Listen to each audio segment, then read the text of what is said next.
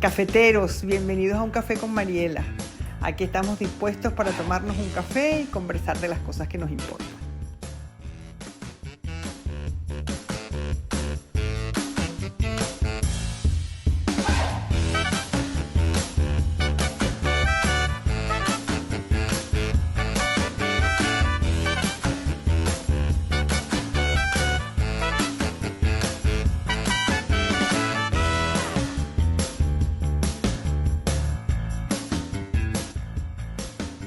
Bueno, hoy tenemos un café complejo, un café que yo espero que nos dé tiempo a completar porque es un café muy misterioso y muy psicoanalítico. Mientras que se van apuntando, les voy contando buenas nuevas. 1. Ya empecé a grabar Mujeres Malqueridas para audiolibro. Bueno, la experiencia está siendo extraordinaria, maravillosa, estoy feliz. Me encanta, parece que hubiera nacido para eso, que lo hubieran inventado para mí y va a quedar delicioso ese audiolibro, delicioso, así que van a tener que salir corriendo todas a buscarlo porque es contado por mí con toda la pasión que le puse cuando lo escribí. Bueno, eso por una parte. Otra buena noticia es que estamos subiendo al canal de YouTube los cafés, de manera que no solo van a estar en el IGTV de Instagram, sino que van a estar en YouTube. Y además los estamos subiendo a Spotify, de manera que van a estar también como podcasts que se van a poder escuchar sin necesidad de estar mirándome a mí, sino simplemente escuchar lo que digo. Y está quedando maravilloso, precioso. Así que, bienvenidas a quienes finalmente pueden estar en directo. Saludos, los quiero. Bienvenida, Elina. Prepárate porque pronto vas a estar aquí conmigo invitada. Y bueno, vamos a empezar. Hoy dijimos que íbamos a hablar de esta taza que ahí se ve al revés, pero que dice: mi zona de confort es muy incómoda. Les cuento cómo llegué a la frase. La frase surgió porque me hacían una entrevista, Cristina Consuegra, una periodista que después nos hemos hecho como hermanas, me hacía una entrevista para la radio en Málaga sobre mi novela. Y entonces me preguntaba, claro, era mi primera novela, hasta ahora es mi única novela, y me preguntaba cómo había sido para mí salir de mi zona de confort. Es decir, escribir un libro que no tenía nada que ver con lo que yo había escrito antes. Porque lo que yo había escrito antes tenía que ver con psicoanálisis y con una cierta aproximación a hacer el psicoanálisis algo conocido, cotidiano, accesible y útil, más allá de la consulta psicoanalítica.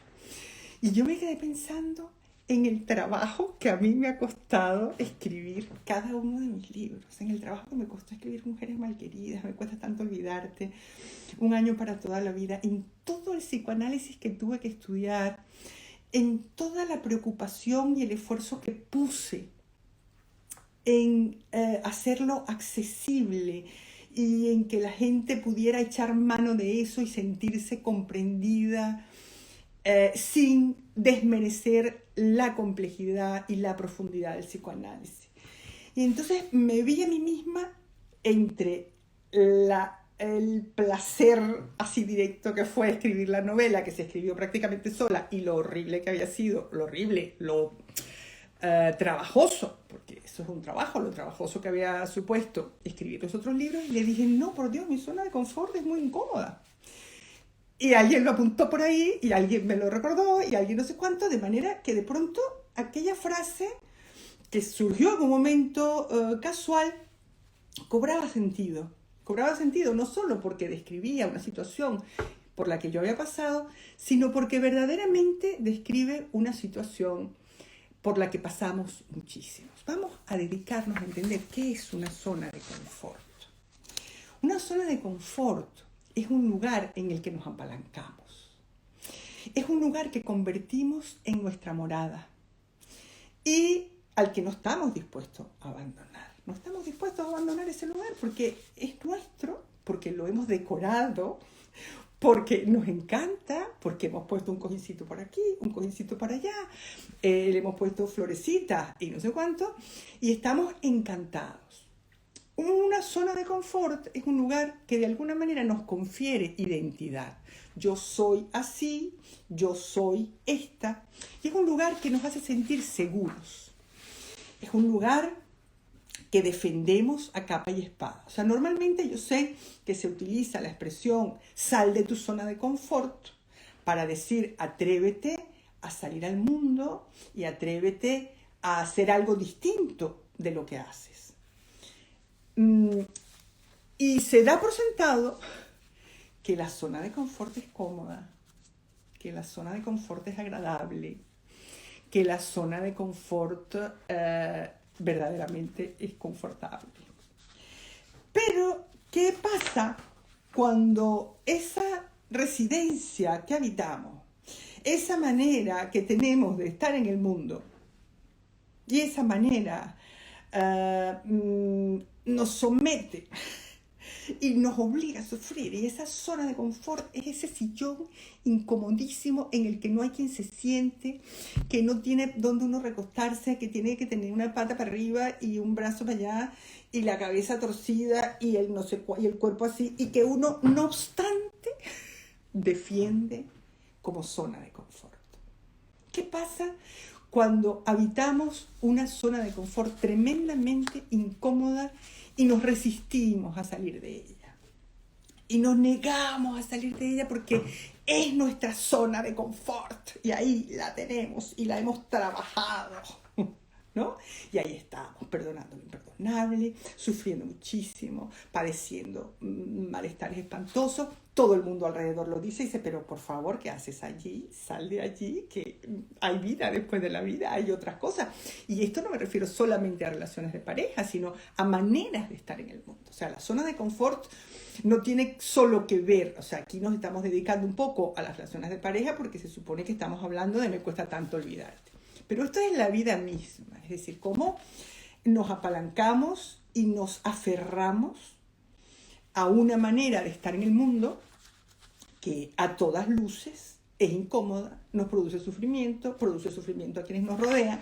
Todo el que está a nuestro alrededor lo ve, lo observa y nos quiere sacar de allí a palos, y el terapeuta, las amigas, la familia dice, pero ¿por qué lo haces así? Pero si ya lo hiciste así, te equivocaste, ¿por qué otra vez? Y uno, ay no, porque bueno, porque la decoramos, esa zona de confort la decoramos con justificación y con explicaciones. Es que yo lo quiero, es que yo soy así, es que yo no tengo suerte, es que es el destino, es que yo estoy segura de que esto va a cambiar, es cuestión de un poquito de paciencia, es que bueno, excusas una tras otra que nos atrincheran en esa incomodísima zona de confort. Cuando íbamos a hablar de este tema, yo les pregunté a ustedes, a mis cafeteras queridas, que me contaran cuánto les había costado salir de situaciones desastrosas, de relaciones dolorosas y mortificantes. Y les voy a leer algunas de las respuestas porque, como siempre, ustedes son generosas y respondieron con sinceridad y con, bueno, abriéndose en canal porque son preguntas, a ver, son anónimas las respuestas, pero bueno, hay que estar ahí para contarlas. Una de las veces me costó hasta llegar a ser infiel y darme cuenta de que eso no era lo que quería. Una vez me costó tanto que él me dejó antes. Entre 2 y 3 años desde que me di cuenta de que no funcionaba. 2 y 3 años de estar en una relación infeliz y no obstante aferrarse a esa situación infeliz, incapaz de salir de allí. Decidí separarme después de que me dejaron. Poquito tarde, pero bueno, decidió separarse allí porque hay una parte de la separación que tiene que ver también con lo interno, es decir, con que más allá de que la relación se haya terminado o no, nos hayan dejado o no, nosotros seamos capaces de dejar y de soltar al otro verdaderamente y de pasar página y hacer otra cosa. Todavía me está costando, dice alguien, no dice desde cuándo, pero dice todavía me está costando, de manera que esta persona es consciente de que hay algo que tendría que cambiar y no puede. Otra dice, 3 años.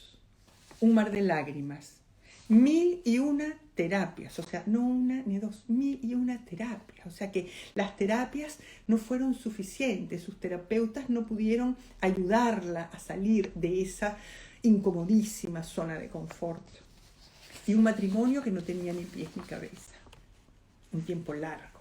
Qué curioso tener este concepto de largo y corto ante este proceso tan difícil.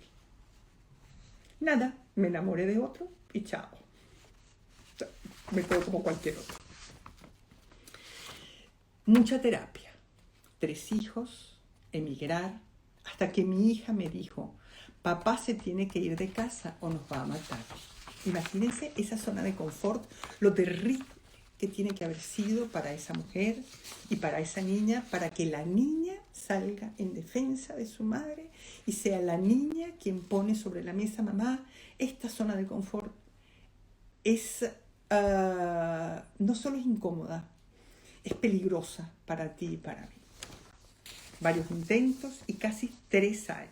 Desde el principio supe que no era lo que quería y aún así lo intenté y seguí. Volverme violenta en la relación hasta darme cuenta de que lo hacía porque en realidad estaba herida. Se lo llevó Dios. ¿Sabe Dios cuánto esperó esta hasta que Dios le hiciera el favor de llevárselo y de poder separarse? Y ojalá que no repita, ¿verdad? Otra dice, solo cuando toqué fondo pude hacerlo. Dejé hasta el final en el proceso, dejé hasta la piel en el proceso, quedé en el hueso, me vi anulada, desvalida y con una profunda convicción de no merecer lo que estaba viviendo. Ahí me decidí. Me costó mi reputación, solo mi red de amigas sabían y creían en el infierno en que vivía. Así que tenemos estos testimonios que son humanos, que son verdaderos, que son de nosotras, de nuestro café, de nuestras amigas de café, o sea, que son nuestros cotidianos. Y tenemos infinidad de ejemplos en la vida cotidiana. Todos conocemos a alguien que se engarza o se enquista o se aferra a situaciones que son a todas luces dolorosas, a todas luces terribles, a todas luces perniciosas para ella y para su familia y para su evolución y su cotidianidad. Y hay momentos en que esas personas tienen destellos de lucidez y dicen, pero ¿qué hago yo aquí? ¿Pero por qué yo no puedo cambiar? Entonces va y pide ayuda y busca un psicólogo y ese no le sirve y busca otro. O sea, que verdaderamente lo intenta. Y sin embargo, parece que hay algo más fuerte que ella o que él que no le permite cambiar, que no le permite abandonar esa zona de confort. Se lo cuenta a una amiga, la amiga la ayuda, le dice, yo te ayudo, venga, vamos a hacer esto, vamos a hacer aquello. Va al terapeuta, y no obstante no puede, ¿verdad? ¿Qué pasa? ¿Qué nos pasa? Esas son de las cosas misteriosas, ¿verdad? Que tiene el psiquismo humano.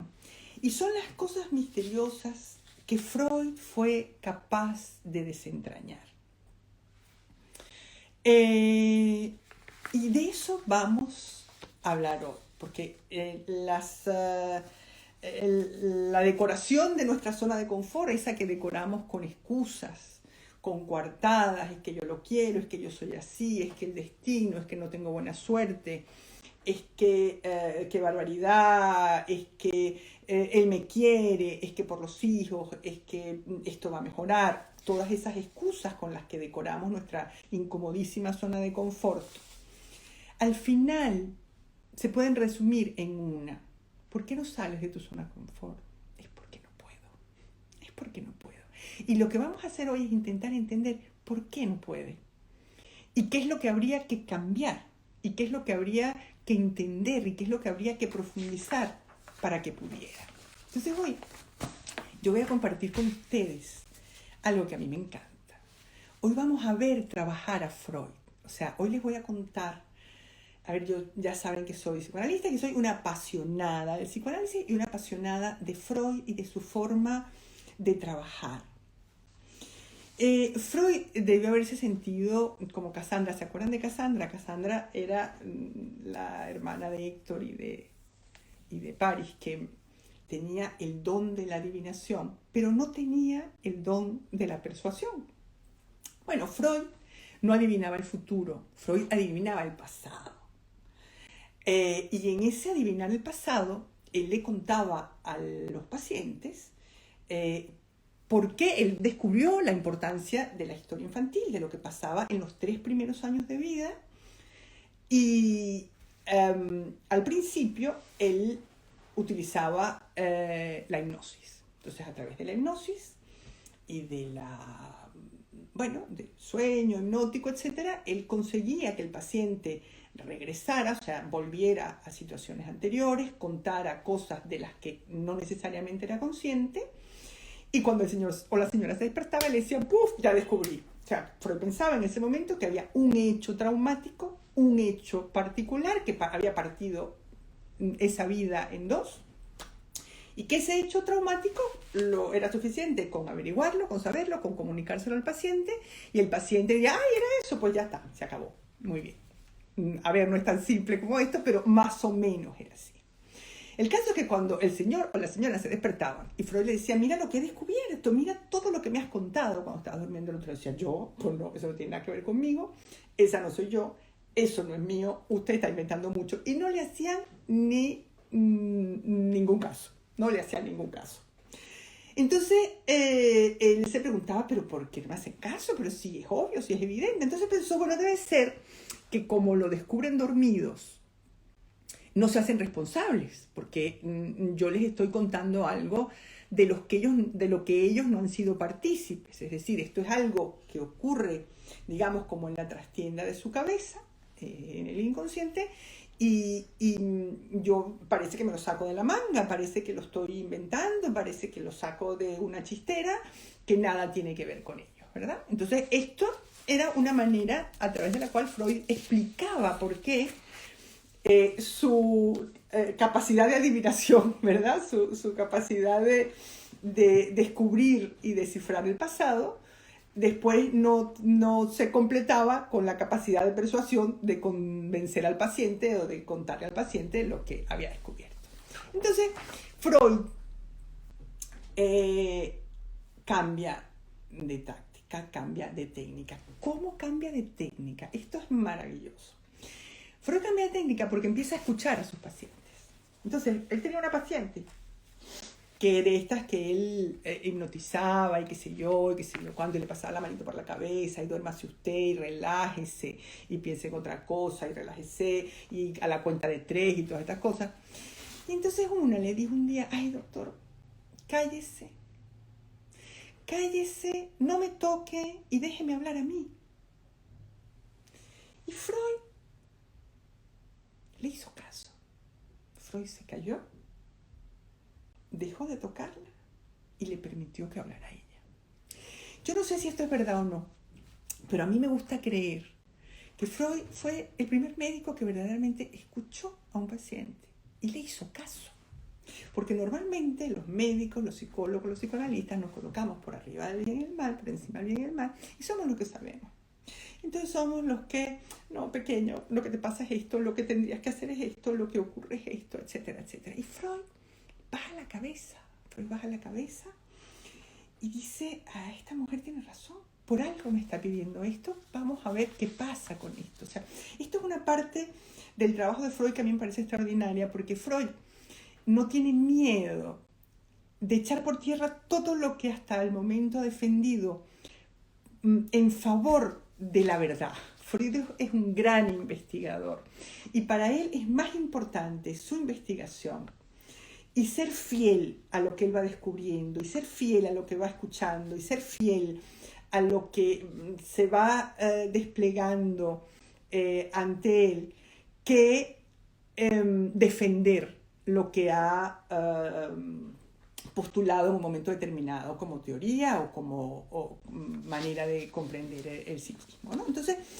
pues él echa por tierra la hipnosis y empieza, en vez de decirle al paciente, duérmase usted y hágame caso a todo lo que yo le diga, y a la cuenta de 3 se va a quedar dormido y me va a contar su pasado, le dice, pues hable, no lo voy a tocar, no voy a hablar, hable usted, adelante. Y le pareció que esto sería fantástico, porque así era el paciente el que iría diciendo cosas ante las que no podría negarse después, porque las ha dicho él, porque las ha revelado él, porque las ha contado él.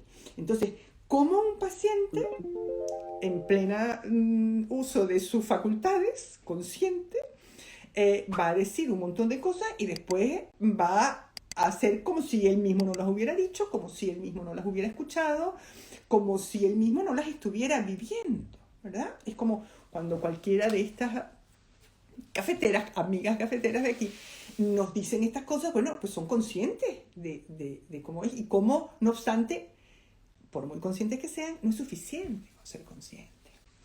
Entonces, Freud se pregunta, hay algo que Freud, que es lo que yo me imagino, que es como un leitmotiv de Freud. O sea, cada vez que Freud se tropieza con una piedra, cada vez que Freud se tropieza con un obstáculo en la investigación, con un obstáculo en lo que está descubriendo, en lo que está estudiando, en lo que está escuchando de sus pacientes, él dice, por algo será, como un gran investigador, por algo será. Lo que falta es averiguar por qué será, por qué pasa esto, por qué una gente se queda atascada en una zona de confort que es tan incómoda. ¿Por qué? Pero él dice, bueno, por algo será. Habrá que averiguar, habrá que investigar y habrá que descubrir. Y Freud no solamente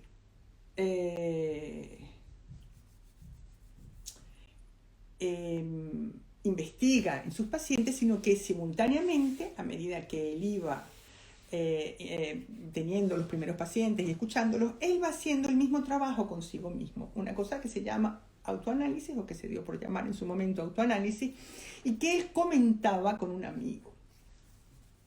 Y le contaba al amigo todo lo que él iba descubriendo.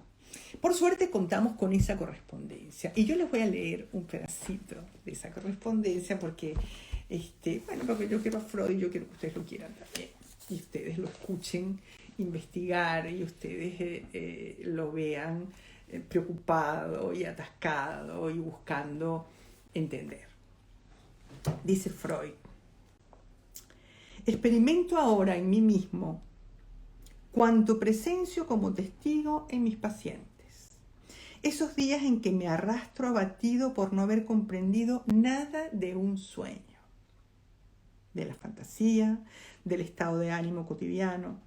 Esos otros días en los cuales un rayo de luz viene a aclarar de pronto toda la concatenación y permite comprender lo precedente como un mero preparativo de lo actual. Al mismo tiempo se resuelven algunas dudas. La resistencia, que esta es la palabra clave de hoy, una de las palabras claves, o sea, esto es un concepto que vamos a ir a investigar.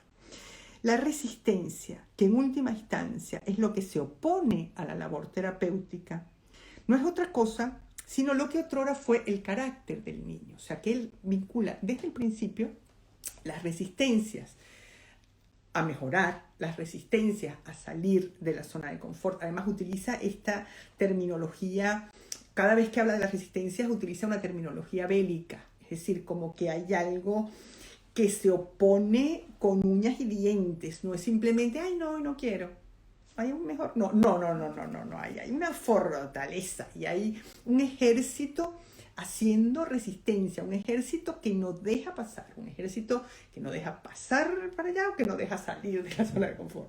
Y ahí es donde tenemos y él con eso se las tiene que ver. Entonces dice, mi autoanálisis se encuentra detenido una vez más, como tantos análisis de sus pacientes se quedaban detenidos porque no había manera de salir de esa forma, de esa zona de confort. Dice, se arrastra lentamente, sin que yo atine a comprender nada de lo que pasa. En los demás análisis sigue ayudándome a progresar mi última idea sobre la resistencia. ¿Qué es lo que pasa? Freud descubre que efectivamente, pues ni los pacientes ni él quieren enterarse. Que no, que no, que no, que hay algo que lo impide, que hay algo que no los deja.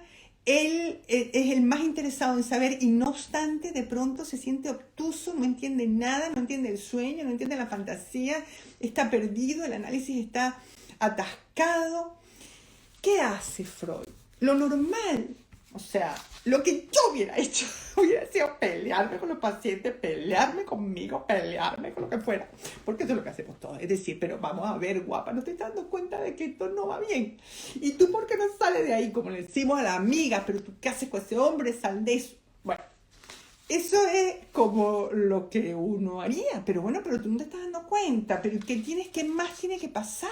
O sea, te lo tiene que decir tu hija, te tiene que decir tu hija que es que este señor te va a matar. Entonces,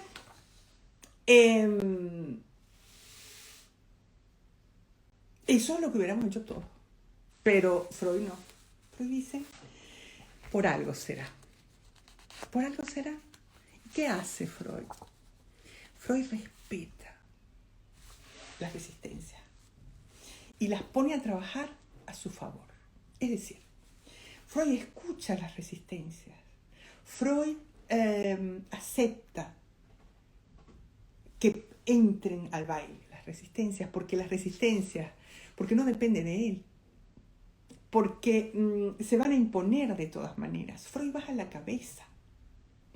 Dice, resistencia, ¿quieren entrar? Entren. Ahora, vamos a trabajar esto. Esto lo vamos a ver y vamos a tratar de entenderlo. Eso es lo que hace Freud.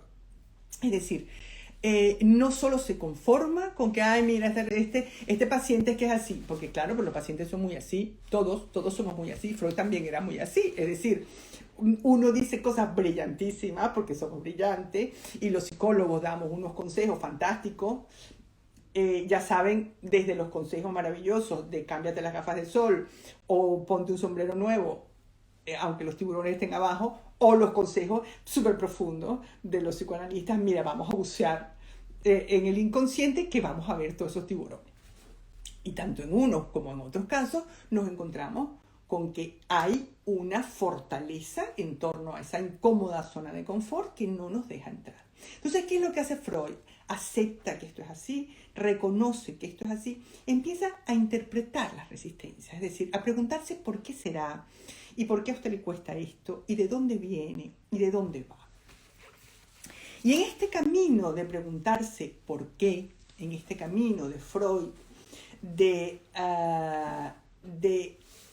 entrar o de dejar pasar a las resistencias, a la dificultad de salir de la zona de confort, al baile del tratamiento, de tomarlas en cuenta, de hacerles caso, de todo esto, Freud se queda pensando y es como si hubiera visto la taza esta en la zona de confort y dice, pero hay algo aquí que yo no entiendo, hay algo aquí que se me escapa, porque yo creía que los seres humanos estábamos abocados al placer, que lo que queríamos era buscar placer y evitar el dolor, evitar el sufrimiento. Y sin embargo, veo a todas estas personas que no solamente están instaladas en su zona de confort, que es incomodísima, sino que además se resisten a salir de allí. O sea, que encima de que están en una zona de confort espantosa, ¿verdad? Que a todas luces, a todo el que la vea desde fuera o se le acerque, está llena de pinchos, de bichos, de cosas que pican, que raspan, que hacen daño. Además de eso, bueno, pues no quieren o no pueden salir. Él piensa, bueno, no pueden salir. ¿Por qué será? ¿Qué pasa con el placer? O sea, hay algo aquí que se me escapa. Hay algo aquí que va más allá del principio del placer. O sea, que no es suficiente con que expliquemos la conducta humana como una cosa simple, sencilla, cotidiana, en plan esto me da placer, lo busco, esto me quita el placer, lo rechazo, sino que él notaba que había algo que funcionaba exactamente al revés, es decir, esto me produce muchísimo sufrimiento y no obstante lo repito y lo busco.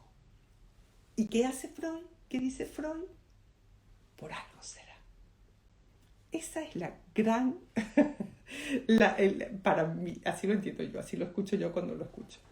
Y cuando lo leo, y lo leo con una pasión de novia, pues. Por algo será.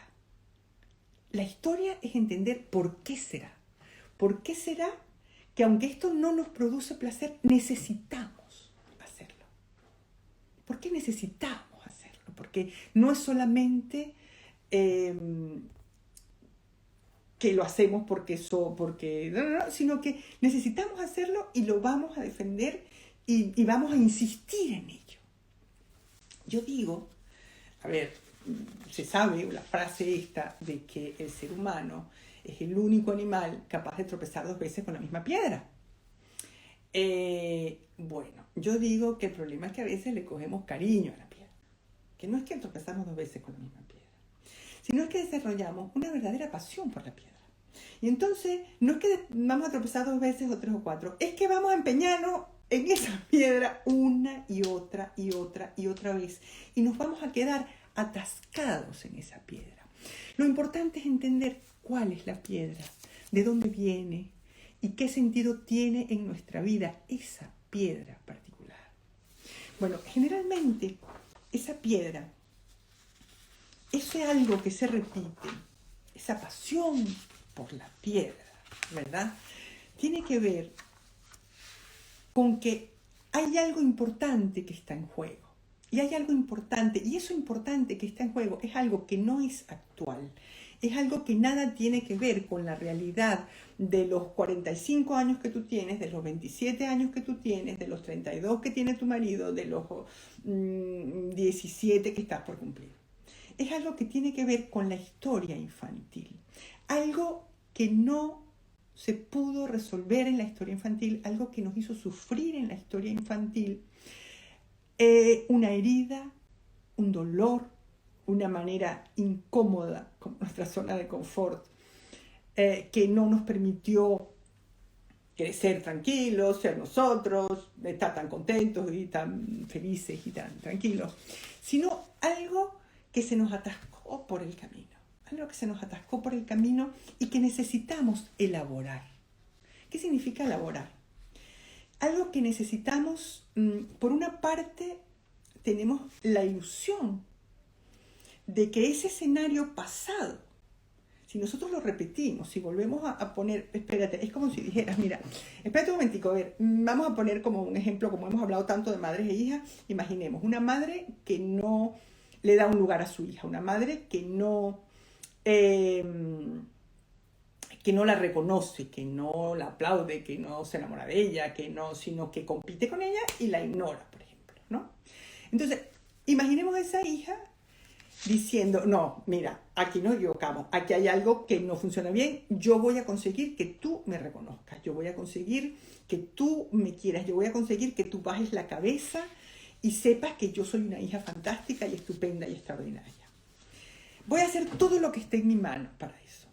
Entonces, va a repetir una y otra vez este escenario. Y le va a dar exactamente lo mismo quien tenga delante. Porque a quien tenga delante siempre va a estar representando el papel de su mamá.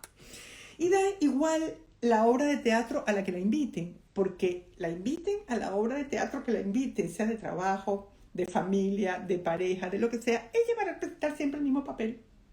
Y siempre va a ser el papel de quien más hace, de quien más se sacrifica, de quien más sufre, de quien denuncia con su sufrimiento lo mal que lo ha hecho la madre, de quien se rasga las vestiduras para que la madre la vea sufrir y a ver si sufriendo se conmueve, si viéndola sufrir se conmueve. Entonces, hay algo de esta repetición de un escenario infantil, que eso es lo que hay que descubrir. O sea, nosotros los psicoanalistas, somos unos buceadores del pasado. Yo diría que nosotros podemos decir, dime qué repites y te diré lo que te pasó. O sea, entendemos lo que le pasó a una persona cuando entendemos lo que repite. Entonces, ¿cómo sabemos lo que una persona repite? Porque nos lo cuenta, porque lo hace con nosotros, o sea, lo hace también en el tratamiento, porque lo escuchamos, porque lo vemos, porque nos lo cuenta en un escenario, en otro. Entonces, hay algo en donde lo que se repite, claro, los psicoanalistas tenemos la oreja muy afilada para escuchar rasgos que se repiten, aunque parezca que son situaciones completamente diversas y diferentes. Tenemos la oreja afilada para escuchar, uy, esto se me parece mucho a lo que me contó la semana pasada. Uy, esto se me parece... Entonces, a lo mejor nosotros no conocemos la historia infantil. A lo mejor el paciente tampoco recuerda hechos concretos de esa historia infantil. El paciente tiene una versión de su historia infantil, que es la que nos va a contar. Y nos la va a contar en cuanto uno permite que una persona hable. Que una persona hable un poquito. Va a empezar a hablar de su mamá, de su vida, de sus hermanos, de su historia. Y va más allá de con qué terapeuta esté, si se le deja hablar. Va a hablar de esas cosas porque esas cosas son muy importantes y siempre lo son. Nos marcan y lo sabemos. No sabemos cómo, no sabemos cuánto, pero de alguna manera todos sabemos que nos marcan y todos sabemos que están ahí. Entonces, ¿qué es lo que hace el psicoanalista? Dice, bueno, dime lo que repites y te diré cómo fue. Entonces nosotros, los psicoanalistas, a partir de lo que sabemos del paciente, de lo que el paciente nos cuenta, empezamos a tejer para atrás. Y decimos, ¿y no será que a usted le pasó esto? ¿Y no será que lo que usted sintió cuando era pequeño fue esto? ¿Y no será que lo que usted querría cambiar de esta situación, lo que usted querría dominar, controlar? Porque cuando uno es pequeño vive las cosas pasivamente, es decir, le pasan cosas, la mamá que te tocó fue la que te tocó, el papá que te tocó fue el que te tocó, los hermanitos, los no sé qué, te tocó lo que te tocó y tú vas y lo vives porque no tienes más remedio, no tienes para dónde coger. Pero lo que hacemos con eso, o sea, eso lo vivimos pasivamente, o sea, nos tocó, nosotros nacimos en donde nacimos y pasivamente nos toca vivir un montón de cosas. Entonces, lo que intentamos hacer con esta repetición, con repetición de escenarios infantiles tergiversados en la vida adulta, yo sé que esto es complejo, pero es así, y si jurungan un poquito en su propia vida lo van a ver. Bueno, lo que intentamos hacer es controlar eso, es transformar aquella situación pasiva tan incómoda y tan desagradable en la que no podíamos hacer nada, en la que no éramos dueños de nada, transformarla en lo contrario y ser nosotros quienes dictamos el guión, quienes repartimos los papeles y quienes decidimos cuál va a ser el desenlace. ¿Qué es lo que pasa? O sea, eso pasa en nuestra imaginación, pensamos que somos capaces de controlar. Entonces, lo que Freud descubre es que en este intento de repetir la escena infantil para controlarla, lo que más repetimos es lo que nos dolió, no lo que nos gustó.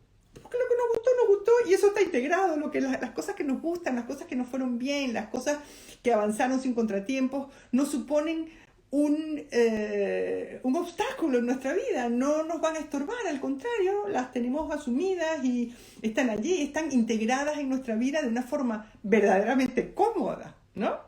La piedra en el zapato, lo que nos estorba, lo que nos molesta, lo que queremos cambiar, lo que queremos transformar, son las cosas que salieron mal en su momento.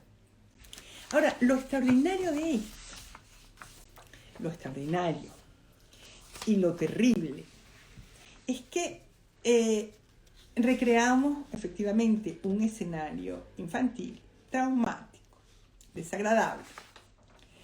Y lo que queremos es cambiar aquel escenario infantil. De manera que estamos buscando un milagro imposible. Es decir, imagínense este ejemplo que traigo de madres e hijas, pues una hija que se siente que no ha sido suficientemente reconocida por la madre, etcétera, qué sé yo, y que hace todo todas estas cosas que he enumerado. Mira, sufro muchísimo, me sacrifico muchísimo, soy la que más sufre y sufro por tu culpa y esto tiene que ver contigo y si tú hubieras hecho las cosas bien y no sé cuánto. Imagínense que en este caso la madre eventualmente en la adolescencia o cuando es adulta o cuando la madre o cuando la hija es madre y la madre es abuela o qué sé yo, de pronto reconoce a su hija y le parece maravillosa y le parece estupenda y se siente orgullosísima de las cosas de la hija y qué maravilla. Y no obstante, la hija sigue haciendo lo mismo. Es decir, lo que quiere no es el reconocimiento de ahora.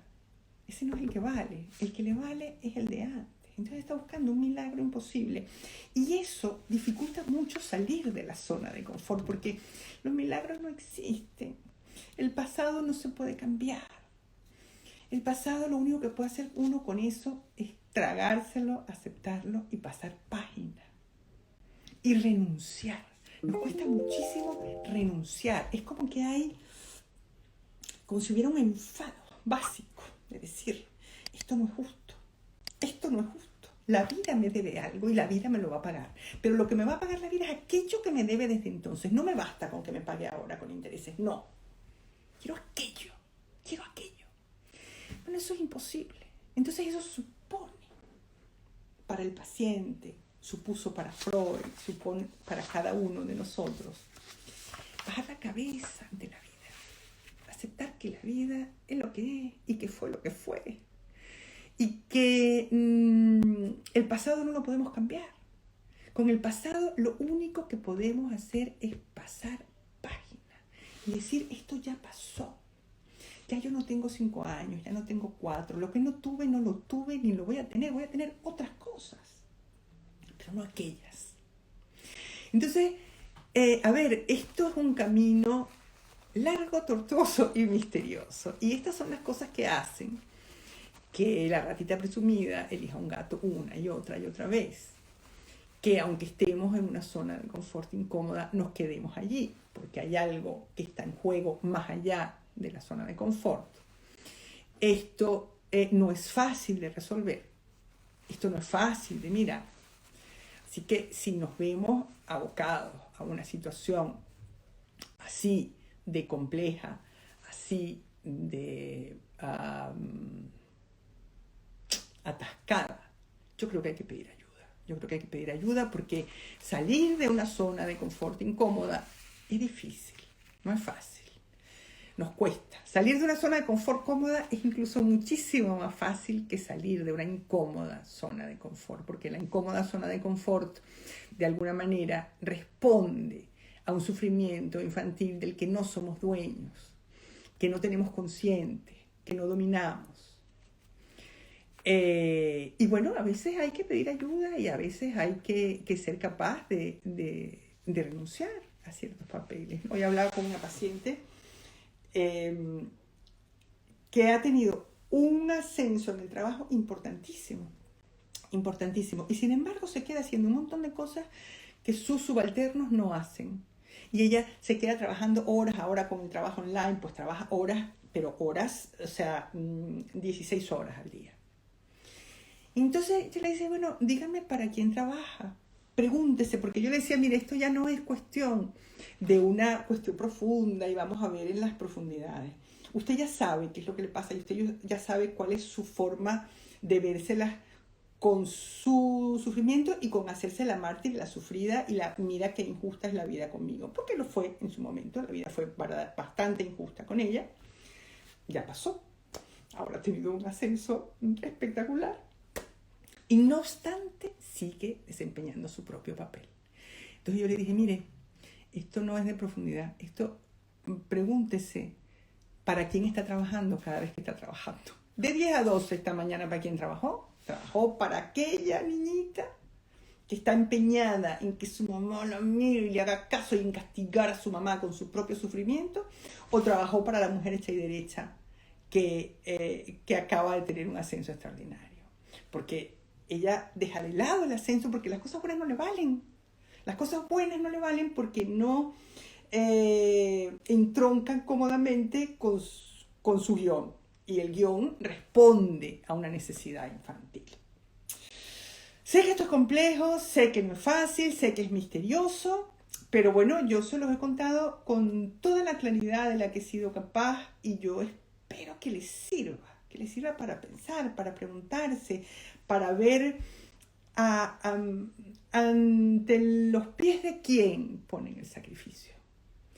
¿Cuál es el sacrificio que repiten? ¿Cuál es la historia que repiten? No es fácil de saber, de descubrir, pero no estoy segura, pero bueno, espero. No estoy segura de casi nada. Pero yo esperaría y me encantaría que esto les fuera útil a cada quien. Bueno, vamos a ver las preguntas, que creo que tenemos un montón. A ver, bajar la cabeza ante la vida, tal cual, ante la realidad. Sí que tiene que ver con la historia infantil. Me pregunté por mucho tiempo por qué soy tan terca. Un suceso de mi infancia. Dije por varios años que mi papá me había dado luz y no mi mamá. Pues así es. Somos tercos y no estamos dispuestos a abandonar el empeño de doblegar a la vida, de domeñar la vida y que la vida nos devuelva lo que nos debe, porque de alguna manera nos debe algo y nos lo tiene que pagar allá, en aquella infancia cuando yo tenía 4 años. Pues no, mi amor, no te lo va a pagar. Lo de los 4 años ya pasó y eso no va a cambiar. Así que baja la cabeza, deja la terquedad, deja la tosudez y acepta que la vida es dura y que las cosas son difíciles, porque es lo que hay. Yo sé que suena rápido, pero no es así. La vida nos tiene que sacudir de alguna forma, a veces nos sacuda. El eterno retorno de lo mismo, tal cual. Qué suerte, tengo unos minutos para escucharte en vivo. Qué bien, bienvenida, Valentina. O sea que la resistencia es más fuerte que el disconfort. Exactamente, mucho más fuerte y además fuerte con intención, porque hay que proteger esa zona. Tremenda y preciosa interpretación de la postura de Freud. Gracias. Qué miedo ir a ver los tiburones y después de verlos por obligación no era tan malo. Pues sí, claro que da miedo ver los tiburones, nadie quiere ver los tiburones. Lo que pasa es que uno tiene que saber si quiere cambiar, si quiere vivir mejor, si quiere una vida que verdaderamente valga la pena o si quiere buscar ayuda solamente para quejarse y para decir, mire lo mucho que sufro, mire lo mal que me trata mi marido, mire lo mucho que me hizo sufrir mi mamá y usted tampoco me ayuda porque usted no sirve para nada. Porque muchas veces eso es lo que sucede en un tratamiento, es decir, que sentimos que también el terapeuta... A veces hay terapeutas que verdaderamente ayudan más y otros que ayudan menos. Eso es objetivo. Yo creo que todo el mundo tiene derecho a elegir y a decidir, esto no me está ayudando a nada, me voy. Pero también puede formar parte de esa lista de nadie es capaz de curarme. Nadie es capaz de ayudarme. Yo me acuerdo, yo no sé si los he contado a ustedes, pero una paciente hace muchísimos años que me decía, mire, ¿sabe lo que yo siento? Que usted me pone vendas y que yo me las arranco. Porque yo quiero que usted me vea las heridas. Y usted me pone vendas y yo me las arranco. O sea, porque no me quiero curar. Porque lo que quiero es sufrir y que me vean sufrir. Y que mi madre me vea sufrir y vea lo mal que lo ha hecho. Y que usted me vea sufrir y vea lo incompetente que es. ¿No? En aras de dominar una situación y de controlar y de transformar algo imposible de controlar. Totalmente cierto, algo debo haber dicho que fue verdad, dije alguna cosa cómica porque se rieron. Extraordinaria la reflexión de eso. Sí, Freud es maravilloso. Mucha gente que se une, que saluda. Vamos a ver. Bueno, voy a ir abajo a ver si ahora han puesto alguna pregunta porque ahora están saludando. Los de arriba son siempre bella y elegante, tan bellos, me encanta cómo me quieren. Vamos a ver al final, a ver si al final hay alguna pregunta. Una clase magistral. Nunca había entendido tanto de las resistencias que, por cierto, salieron durante el live, porque me puse a hacer otras cosas cuando más me interesaba. Renunciar. Qué difícil, Mariela. Gracias por tan acertadas palabras. Sí. Puede ser tu papá, también puede ser una situación que... a veces son cosas que pasan como muy en la primera infancia, un parto complejo. Acuérdense que yo escribí un libro que se llama Un año para toda la vida. Y yo creo que ese es de mis libros más importantes. A veces ha llegado alguna paciente que sabe que yo escribo libros, que no ha leído ninguno, y dependiendo de la paciente me dice, ay, ¿qué libro me recomienda? que digo, lea un año para toda la vida. Lea un año para toda la vida y me lo cuenta. Porque allí uno se encuentra. En ese libro uno encuentra su historia, porque como es un año para toda la vida, es un libro en donde no solamente cuento la importancia de ese primer año, sino cómo ese primer año nos marca.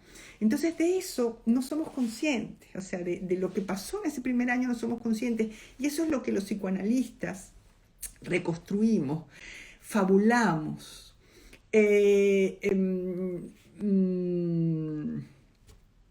inventamos, proponemos. Es decir, le decimos al paciente esto de dime lo que repites y te diré lo que te pasó. Y te diré mi versión de lo que te pasó, te diré mi hipótesis de lo que te pasó. Y a lo mejor te sirve esa hipótesis, y a lo mejor esa hipótesis no tiene nada que ver con la realidad. A lo mejor es pura ficción, pero si es una ficción que te ayuda a entender, si es una ficción plausible, que te permite ubicarte en otro lugar, es una ficción que vale la pena escuchar. ¿Qué más? Renunciar, qué difícil. Ajá. Claro que puede ser el papá. Y siempre es consecuencia de lo que tu mamá te hizo. No solo de la mamá. Lo que pasa es que a la pobre mamá le echamos la culpa de todo, porque la mamá es la persona que más se hace cargo de nosotros, que está más atenta, más cerca, y de la que esperamos todo. Y a la que nos vamos a quejar de todo. Lo haga bien o lo haga mal, siempre vamos a tener una queja con la mamá, porque le toca a la pobre cargar con ese fardo tan pesado. Así que a las que son mamás, prepárense. Me encanta cómo hablas, clarito, rapado, eso sí. Eso sí, a ver, ¿qué hacer cuando realmente hubo un daño importante y se está ante la duda entre denunciar o irse y cerrar con esas relaciones para siempre, aunque sea familia cercana? Si hubo un daño importante, hay que irse y hay que cerrar relaciones, porque uno se tiene que cuidar. Y el que la familia sea cercana no los convierte en buenas personas. Hay personas que son malas personas, hay personas que son perniciosas, hay personas que hacen muchísimo daño, y de esas personas uno se tiene que alejar. Entonces, por muy cercana que sea, Mariela, me gustó el café. Llegué un pelo tarde, pero lo veo otra vez. Muy bien. A veces el sacrificio de trabajo puede ser para ser reconocida por tu pareja, para mantenerlo también. Claro, pero porque la pareja de alguna manera está ocupando un papel, ocupando o desempeñando el papel de tu mamá o de tu papá, porque generalmente son figuras infantiles que son mucho más fuertes que la pareja. La pareja, ay, por mucho que los adoremos, que no me escuche mi marido, pero vienen siendo accidentes en la vida. O sea, te lo encontraste por el camino, te gustó, te enamoraste, no sabes muy bien por qué. Ay, mira, mi amor, todo por ti. Pero lo que verdaderamente nos marca es aquello. Es terrible, pero es así. Y nosotros también somos accidentes en la vida de los demás, para que nos vamos a engañar. Una pregunta, ¿eres hermana de Gladys Michelena? Sí, señor. Orgullosa hermana menor de Gladys Michelena. Orgullosísima, mi heroína de toda mi vida, mi hermana. Hola Mariela, te escucho mucho, me encanta todo lo que publicas, me ayudas a reflexionar muchísimo, me encanta. Y una que me ve guapísima porque me quiere, que se llama Cristina Consuegra. Una vez que sabes la historia que repites, ¿cómo puedes cambiarla? Yo creo que una vez que sabes la historia que repites, tienes que aceptar que no la puedes cambiar. Eso, aceptar que esa historia que repites no la puedes cambiar, que tendrás que pasar página e inventarte otra historia, escribir otra, salir de allí, salir de esa zona de confort incómoda y desagradable, y aceptar que bajar la cabeza, aceptar que no se puede cambiar, que el pasado no se puede cambiar, y hacer todo lo mejor que puedas con el presente. O sea, estás viva, estás bien, disfruta lo que puedas, sal del horror, ¿no? Es horrible porque yo todo el tiempo les digo, hay que bajar la cabeza, hay que bajar la cabeza, hay que bajar la cabeza. Parece que estuviéramos hablando de resignación cristiana. Pero es que yo, ¿qué quieren que les diga? Tengo los años que tengo, he vivido la vida que he vivido, me ha tocado vivir lo que me ha tocado vivir, y a mí lo que me ha valido para sobrevivir es bajar la cabeza. No ser fuerte, no ser valiente, no ser yupi, yo puedo con todo, no ser omnipotente, no sentirme que yo puedo cambiar las cosas, que yo puedo transformarlos. Casi lo contrario. Casi lo contrario, bajar la cabeza es lo que me ha servido y yo creo que es lo que se puede hacer. Luego que uno descubre una clave psicológica, ¿qué se debe hacer para sanar? Bueno, si has descubierto una clave psicológica, tienes la mitad del camino ganado. Estar atento, tienes que estar pendiente. O sea, si sabes que hay algo que repites, tienes que estar atento y cuidarte. Nos quedan 5 minuticos solamente. Veo tus lives con mi mamá. Amigas, qué maravilla. Esto es aceptación. La vida nunca será perfecta, por supuesto que no. ¿Acaso la carencia de dinero es una razón para sufrir? Bueno, depende. Si esa carencia de dinero fue un tema importante en tu familia, eso puede ser una razón para sufrir. Si es si es algo que te atasca en tu vida porque te hace sentir mal, etcétera, pues puede hacerte sufrir. O sea, hay carencias de dinero que hacen sufrir. No es lo más importante. ¿Qué hacer cuando te alejas de familiares que sientes un culpable? Aunque sepas que son tóxicas y te hacen daño. Bueno, eso te da culpa, pero si es tóxico y te hace daño, aléjate. Aléjate por muy cercano que sea el familiar. A veces el empeño es lo que nos hace sufrir, sin duda. Me encanta escucharte, Mariela. Un beso de Tetris, ¿qué tal? Tan bello, Juanpi. A mí me pasaba con la familia de mi esposo. Es que yo siento...